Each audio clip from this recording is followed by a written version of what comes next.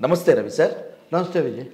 Sir, ఈ మధ్య కాలంలో సోషల్ మీడియాలో వైరల్ అయినటువంటి రీల్స్ని, కొన్ని డైలాగ్స్ని మొత్తాన్ని గత కొన్ని రోజులుగా మనం మెయిన్ స్ట్రీమ్ సినిమాల్లోకి తీసుకురావడం చూస్తూ ఉన్నాం సార్. ఇది అసభ్యతకు తావు లేకుండా ఉన్నంత వరకు అయితే ఓకే, కానీ తాజాగా గుంటూరు కారం సినిమాలో ఒక రోడ్డు మీద ఉండేటువంటి ఒక యాచక స్థితిలో ఉండేటువంటి ఒక వ్యక్తి మాట్లాడినటువంటి బూతులను తీసుకొని మహేష్ బాబు లాంటి ఫ్యామిలీ హీరో, త్రివిక్రమ్ లాంటి స్టార్ డైరెక్టర్, తమన్ లాంటి మ్యూజిక్ డైరెక్టర్ దాన్ని తీసుకొని మళ్ళీ వైరల్ చేయటాన్ని మనం ఎటు వెళుతున్నాము, మూవీ మేకర్స్ ఏం చెప్పాలనుకున్నటువంటి స్థితిలోకి నెట్టేస్తోంది సార్.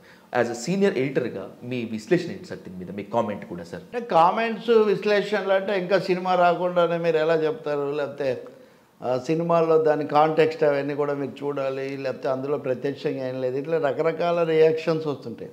మేము ఎంత కష్టపడతామో మీకు తెలుసా ఇవన్నీ. అలాగే ఏది బూతు, ఏది నీతి, దీని మీద ఇప్పుడు ఎన్ని రాలేదు, ఇదే మొదటిసారి వచ్చిందా, ఇట్లాంటి ప్రశ్నలు కూడా. నేను జనరల్గా ఒకటైతే చెప్తాను, ఏంటంటే సినిమాలకు ఒక లక్షణం ఉంటుంది. వాళ్ళు పాపులర్గా ఉండాలనే దాంతో నెమ్మదిగా ఒక దశ తర్వాత అది ఏ విధంగా కిక్కో అంటుంటాడు కదా రవితేజ. సో ఆ కిక్కు ఒక్కసారి అది చాలదు, ఇంకా కిక్కు పెంచుతూ ఉండాలి. కాబట్టి ఎప్పటికప్పుడు అది వరకు వాడని ఎందుకులే అనుకొని పక్కన పెట్టిన పదాలు ఇలాంటివన్నీ కూడా తీసుకొస్తుంటారు. మీరు ఇంగ్లీష్ సినిమాలు చూస్తే దాంట్లో తెలుగులో వాడడానికి 4th లెటర్ వర్డ్ అంటారు. తెలుగులో లేదా భారతీయ భాషల్లో వాడడానికి హెజిటేట్ చేసే, సంకోచించే పదాన్ని 4th లెటర్ వర్డ్ను తేలిగ్గా వాడేస్తుంటారు వాళ్ళు. అయితే వాళ్ళు కూడా స్టార్స్ పెడతారు, మళ్ళీ వాడిన అనేది అంటారు, కానీ దాన్ని స్క్రిప్ట్ రాయాల్సి వచ్చినప్పుడు మటుకు స్టార్స్, 4 స్టార్స్ పెట్టి ఏదో రకరకాల పద్ధతిలో దాన్ని చూపిస్తూ ఉంటారు. ఇప్పుడు గుంటూరు కారంలో మీరు చెప్తున్నటువంటి పాట అది కుర్చీ ఏదో ఉంది కదా పాట, కుర్చీ మడత పెట్టి దాన్ని అక్కడ సైలెంట్ చేయడం ద్వారానో ఇంకోటి చేయడం ద్వారానో మేము వాడలేదు కదా అని వాళ్ళు అనొచ్చు. కానీ అక్కడ ఏముందో, అది ఎందుకు వాడారో, అది ఎందుకు పాపులర్ అయిందో అందరికి కూడా తెలుసు. లేకపోతే ఆ సినిమాలో మహేష్ బాబు లాంటి హీరో, త్రివిక్రమ్ శ్రీనివాసు హీరోయిన్లు, ఈ విషయాలను వదిలేసి ఆ పాట గురించి మీరు నేను మాట్లాడుకునేటటువంటి పరిస్థితి ఏమీ రాదు కదా. అలా మాట్లాడుకోవాలని వాళ్ళ ఉద్దేశం కూడా ముందుగా దాన్ని సోషల్ మీడియాలో లీక్ చేయటం, లేదా విడుదల చేయటం, దాని మీద మాట్లాడటం, దీన్ని మళ్ళీ ఖండించటం. బీన్ news there is no bad publicity అంటారు. పబ్లిసిటీకి గుడ్ బ్యాడ్ ఏమి ఉండదు, పబ్లిసిటీలో ఉండడం అనేది ముఖ్యమంతే అని. అందుకని కావాలని ఇలాంటివి చేస్తూ ఉంటారు. ఇంకా దీనివల్ల సభ్యత అసభ్యత అంటారా? ఉదాహరణకు ఆ మధ్య వెబ్ సిరీస్ రామానాయుడు, అవును సార్, అది వచ్చినప్పుడు మామూలుగా మనం చూడలేని, ఇందాక నేను చెప్పినటువంటి కొంచెం ఇంగ్లీష్ స్టాండర్డ్స్కి వెళ్ళిపోయారేమో అలా అనే స్థాయిలో దాంట్లో ఇవన్నీ కూడా వాడారు. వాస్తవానికి వాళ్ళు చాలా అన్ని సంసారపక్షమైన సినిమాలు తీస్తారని, వెంకటేష్కు ప్రత్యేకించి సెంటిమెంటల్ హీరో అని పేరు, బట్ ఆయన చేసిన తర్వాత కూడా మాకైతే బాగా నచ్చింది. కానీ ఈ రియాక్షన్స్ డిఫరెంట్గా ఉన్నాయి కాబట్టి కొంచెం ఆలోచించాల్సి వస్తుంది ఏదో అన్నారు వాళ్ళు. ఇప్పుడు ఇక్కడ కూడా త్రివిక్రమ్ శ్రీనివాస్కున్న పేరు కూడా అదే. ఆయన సినిమాల్లో 100కి 70 ఏదో 1-6 మినహాయిస్తే అవన్నీ ఎక్కువ ఫ్యామిలీ ఆడియన్స్ను ఉపయోగించుకోవటము, బ్రహ్మానందం హాస్యము, లేదా ఏ పవన్ కళ్యాణ్తోనో ఇంకొక అల్లు అర్జున్తోనో సెంటిమెంట్ పండించడం, వీటి ద్వారా ఎక్కువ హిట్ అవుతుంటాయి అపార్ట్ ఫ్రమ్ ఆయన డైలాగ్స్ కాకుండా. కానీ ఇలాంటిది ఎందుకు వాడాల్సి వచ్చింది అంటే, మహేష్ బాబు ఛామ్ కన్నా త్రివిక్రమ్ శ్రీనివాస్ దర్శకత్వ ప్రతిభ కన్నా ఈ ఒక పదము, అది కూడా పూర్తిగా వినిపించని ఈ పదం కాపాడుతుందని వాళ్ళు అనుకున్నారంటే దట్ ఈస్ ది ఇంకా సినిమా రంగం యొక్క పరిస్థితి, వాళ్ళ ఆలోచనలు ఆ విధంగా ఉంటాయి, అంతే. వినాలి ఇంకంతే మనం. సార్ ఎప్పుడు అసభ్యత గురించి, అశ్లీలత గురించి, బూతు వాడకం గురించి మాట్లాడటం వచ్చినప్పటికీ మనం మాట్లాడేటువంటి స్థితి కల్పించుకుంటే సార్, వాళ్ళు వింటున్నారు కాబట్టి మేము మాట్లాడుతున్నాం, వాళ్ళు తీస్తున్నారు కాబట్టి వాళ్ళు చూస్తున్నారు కాబట్టి మేము తీస్తున్నాం అని దర్శక నిర్మాతలు చెప్తూ ఉంటారు. వాళ్ళు తీస్తున్నారు కాబట్టి మేము చూస్తున్నామని చెప్పి ప్రేక్షకులు చెప్తూ ఉంటారు. ఈ రెండింటిలో తప్పు ఎవరిదై ఉంటుంది సార్? ఇది మామూలే కదండి. ఇప్పుడు జబర్దస్త్ లాంటి షోలు ఒకటి పెట్టి వాటిలో మాట్లాడితే మహిళలు అనేవాళ్ళు ఎప్పుడు పక్క చూపులే చూస్తుంటారు. ఇంకో ఇవే కదా దాంట్లో కామెడీలన్నీ కూడా. మనం ఒకటి గుర్తుపెట్టుకోవాలి, నీతులకేమి ఒకించుక భూతాడక దొరకు నవ్వు పుట్టదు సభలో, నీతులు బూతులు జగద్విఖ్యాతులు అని కవి చౌడప్ప పద్యం, కవి చౌడప్ప శతకం అచ్చం అదే. దాంట్లో ఆయన అంటే నీతులకి ఏమి నీతులు చాలానే చెప్పొచ్చు. ఒకించుగా బూతాడక దొరకు, అంటే రాజుకు సభలో నవ్వే రాదు కాబట్టి నీతులైనా బూతులైనా అవి జగద్విఖ్యాతులు, అంటే ప్రజల వీళ్ళల్లో ఉన్నవే మేము తీసుకుంటామని వీళ్ళందరూ కూడా చెప్తుంటారు. సినిమా రంగం ఏం చేస్తుందంటే నెమ్మదిగా ఈ నిషిద్ధ పదజాలము లేకపోతే పెద్దగా మామూలుగా వాడని మాటలు జొప్పిస్తూ ఉంటారు. అది ఒక్కొక్క దశలో నెమ్మదిగా వస్తూ ఉంటాయి.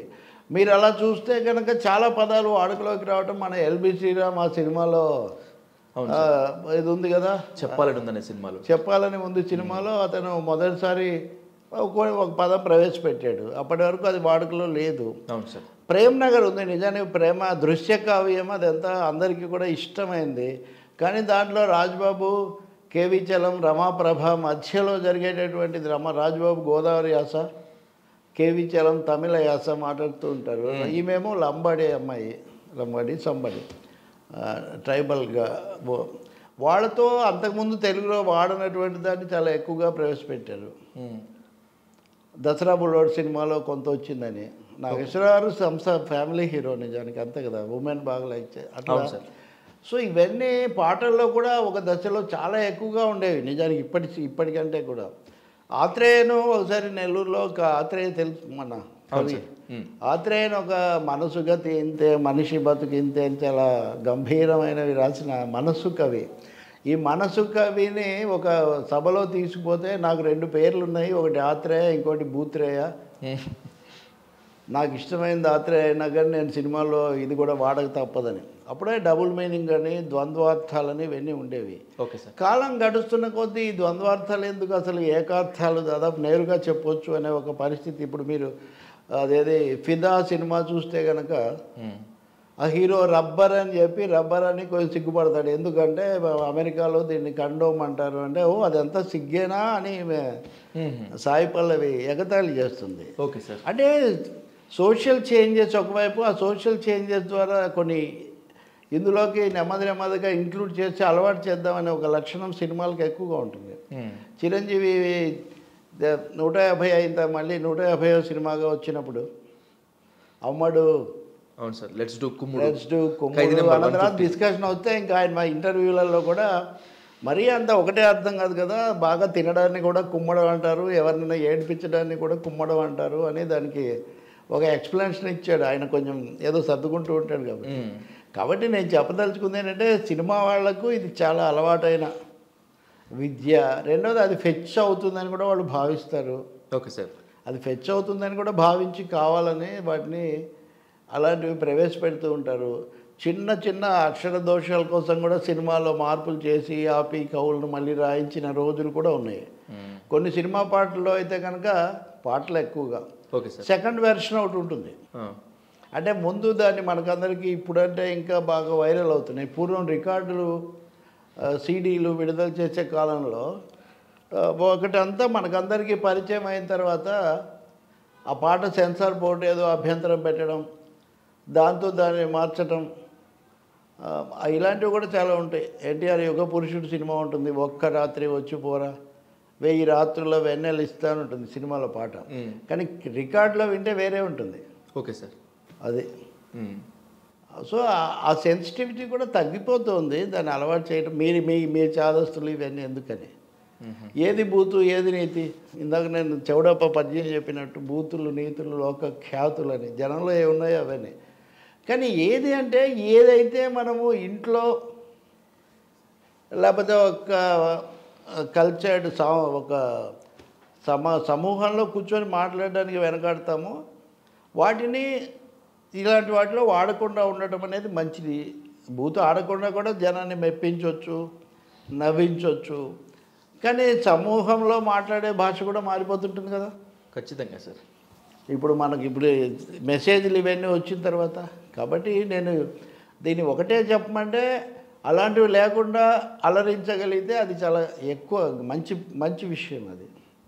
కానీ దానికే ఆమోద ముద్ర వేసి అదే చాలా గొప్పది అని ఒప్పుకోమంటే దాన్ని కూడా లేదు, ఒక ప్రయోగం చేస్తున్నారు మీ మీద, మీకు నమ్మకం లేకుండా అని చెప్పాలంతే. ఇంకా ఇప్పుడు అత్తారింటికి దారేదిలో కూడా సార్ పవన్ కళ్యాణ్ అమ్మాయిల పబ్బులోకి వెళ్తాడు. ఓ యో బ్యూటిఫుల్, యో ఫైన్ అంటాడు. ఇవన్నీ ఓ యో సెక్సీ అంటాడు. అన్న తర్వాత ఆమె సాటిస్ఫై అవుతుంది.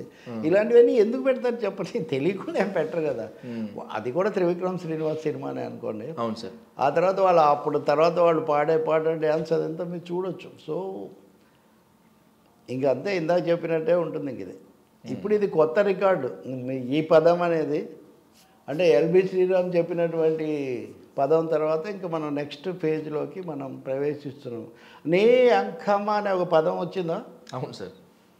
అంటే తెలుగు భాషలో అంటే అది వాడడానికి ఒకటి చేర్చి దాన్ని ఏదో ఇంకా అదే అలవాటు అయిపోయింది కదా, జనం ఇప్పుడు వాడుతున్నారు కదా. కాబట్టి మీరు అన్నట్టు వీళ్ళు చూస్తున్నారు కాబట్టి వాళ్ళు వాడుతున్నారా, వాళ్ళు తీస్తున్నారు కాబట్టి వీళ్ళు చూస్తున్నారా అంటే అది వాళ్ళ దాని మీద ఆధారపడి ఉంటుంది. జనం అయితే తీసుకుంటారు, ఎందుకంటే బయట వాడుతున్నారు కదా అనేకం, అంతే. కాకపోతే వాళ్ళే ఒకసారి ఆలోచించుకోవాలి. ఇప్పుడు ప్రపంచ రికార్డులు సాధించిన సినిమాలు ఏవి? ఇప్పుడు మొన్న ఆర్ఆర్కు ఆస్కార్ అవార్డు వచ్చిన ఆ పాటలో ఏం లేదు కదా. అది అంతర్జాతీయ ఖ్యాతి సంపాదించింది కదా.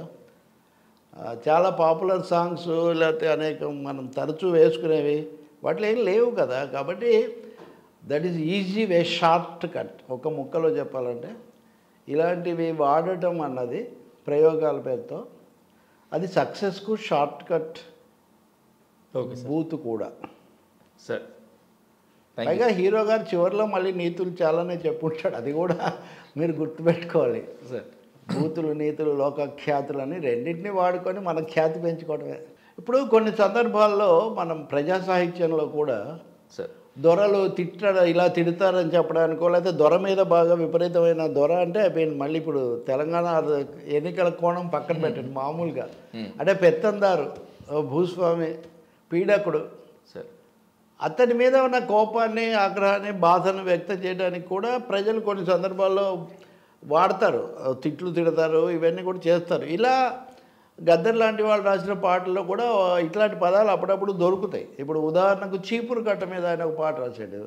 ఈ చీపురు చాలా గొప్పది, ఇది ఇల్లు ఊడ్చడానికి శుభ్రం చేస్తుంది, ఇది చేస్తుంది, అది చేస్తుంది, తన పని అయిన తర్వాత మూలన కూర్చుంటుంది, ఇదంతా చెప్పి చివరిలో ఏమంటాడంటే ఎవడో వచ్చి వెకిలి వేషాలు వేయబోతుంటే దాన్ని ఇలా తిరగేసి కొడితే వాడు కాస్త వెళ్ళిపోయాడని చెప్పడానికి ఒక ఇది వాడేస్తాడు, బూతు వాడతాడు. సో దాని బూతు అలాగే ఈ బూతులు వాడేవాళ్ళు తరచూ శ్రీశ్రీని కోట్ చేస్తుంటారు. ఆయన కొంపెల్ల జనార్దన్ రావుకి అంకితం ఇచ్చినప్పుడు దొంగలంజ కొడుకులు అసలే ధూర్త లోకంలో అన్నాడు. ఎక్కడో ఒకటి అన్ని మహత్తరమైన పదాలు, పదండి ముందుకు, పదండి దోసుకు లాంటి గొప్ప గొప్ప పదాలు, లేకపోతే సింధూరం, రక్తచందనం ఇట్లాంటివి ఎగరేసిన ఇది ఎన్నో ఇచ్చిన ఆయన ఒక చోట ఆ మిత్రుడి గురించిన బాధలను ఏదో ఒక చోట వాడాడు. పోతన కూడా వాడాడు. కూడలకిచ్చి సత్కవులు ఆ పడుపు కూడు భుజించుట కంటే సత్కవులు హాలికులైననేమి, వనసీమల కందమూల గౌధారకులైననేమి అన్నాడు. అంటే పదాలు ఎక్కడో చోట సందర్భంలో వాడడం వేరు, కానీ ఇవి అటువంటివి కాదు. ఎందుకు నేను చెప్తున్నా అంటే వాటిని సమర్థించడానికి వెంటనే పోతన అనలేదా, శ్రీనాథ్ అనలేదా, లేదా శ్రీశ్రీ అనలేదా తీసుకొస్తుంటారు. మీరు కూడా ఇక్కడ ఆ పాట లేకపోతే, ఆ పదం వాడకపోతే ఆ సినిమా నడవదు అనుకుంటే అప్పుడు అది వేరే విషయం. ఇది అటువంటివి కాదు, ఈ సందర్భం కోసం కాదు. As I said, they are shortcuts to success. యూత్ని ఆకర్షించడానికి ఎన్నో అద్భుతమైన విషయాలు ప్రపంచంలో ఉండగా సార్ ఒకవేళ మన ఇంటెలిజెన్స్ పని లేదని అనుకుంటే ఆర్టిఫిషియల్ ఇంటెలిజెన్స్ కూడా వచ్చింది. ఒకవైపు మనమేమో దాని గురించి చెప్తుంటాం, ఇంకోవైపు ఇది చేస్తుంటాం అనమాట. ఇంకా ముతక పదాలు వెతకండి, ఇంకా వెతకండి, అది అంతే. అదొక పరిస్థితి అంతే. Thank you sir.